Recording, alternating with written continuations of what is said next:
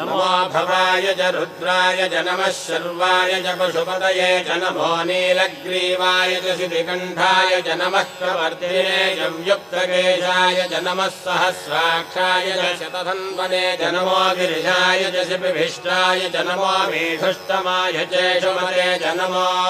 ह्रस्वाय च वामनाय च नमो बृहते च वर्षीयसे च नमो वृद्धाय च संवृद्धने च नमो अग्र्याय च प्रथमाय च नमः आशवे च जिराय च नमः शीघ्रियाय च शीभ्याय च नमः ऊर्ण्याय च वस्वन्याय च नमः स्रोतस्याय च दीप्याय च नमो ज्येष्ठाय च कनिष्ठाय च नमः पूर्वजाय च परजाय च नमो मध्यमाय च पगल्भाय च नमो जघन्याय च बुद्धियाय च नमः श्रोभ्याय च प्रतिशल्याय च नमो याम्याय च क्षेम्याय च नमो